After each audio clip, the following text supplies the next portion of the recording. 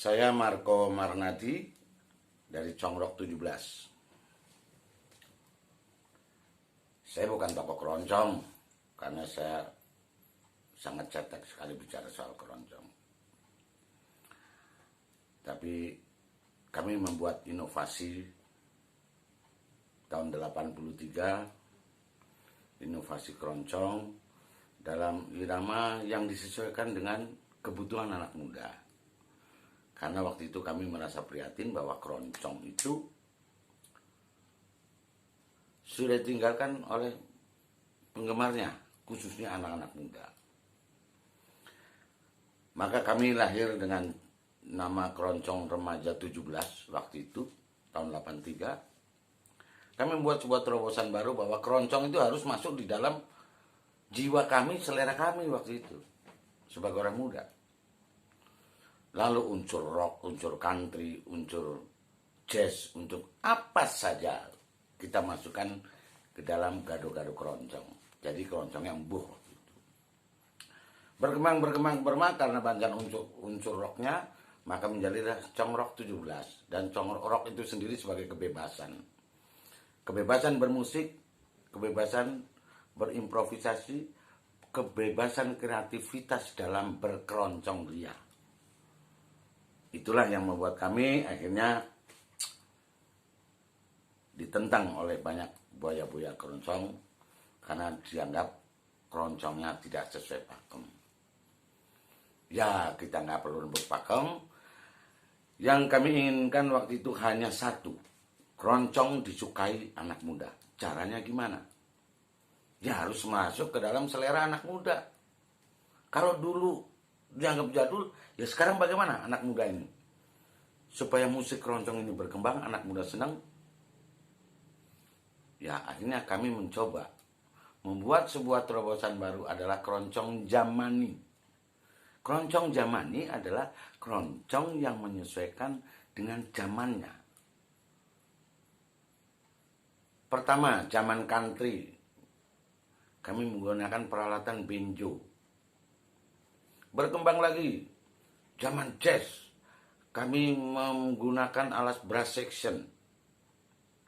Supaya anak muda masuk. Kemudian kami menambah keyboard karena banyak orang yang pengen nyanyi tapi merasa bahwa itu keroncong. Maka orang menjadi tidak segan ketika ada keyboardnya. Ada masukan dari Mas Mus Mujiono. Iki nek ditambahi dege kuwi enak. Maka sedikit unsur drum kita masukkan di dalamnya. Nah, itulah keroncong gado-gado yang alhamdulillah kami sampai 37 tahun masih eksis. Nah, jadi menurut saya, marilah kita berkeroncong ria sesuai dengan selera dan hatinya masing-masing. Nggak perlu dibatasi. Keroncong biar berkembang sebagai keroncong. Yang mau improvisasi, yang mau berkreativitas, biarlah berkreativitas. Dan kalau keroncong pengen maju, pengen diakui semuanya, maka keroncong jamani adalah yang paling tepat buat kami. Buat kami loh ya, bukan buat siapa. Tapi sekali lagi, jangan kita mentabukan bermain irama lain di dalam alunan keroncong.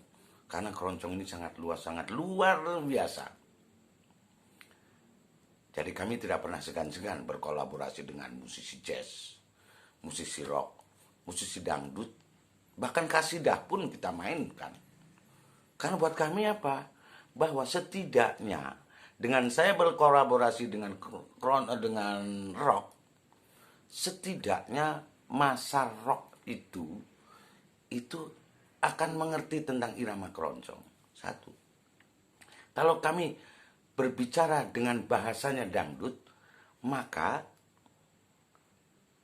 orang dangdut, penggemar dangdut itu nggak segan-segan mendengarkan musik keroncong yang ternyata enak dalam irama dangdut. Dengan jazz dan semuanya begitu. Jadi itulah makanya mari kita bergumul dengan keroncong dalam pergumulan yang bebas aktif. Artinya bahwa kita bermain keroncong seselera kita, namun tanpa meninggalkan alunan aslinya. Itu buat saya sudah cukup. Nah, itulah dari saya. Nah, nggak tahu dari yang lain, tapi marilah kita gemakan keroncong di mana-mana. Dan saya sangat menyambut baik gagasan adanya keroncong kita-kita.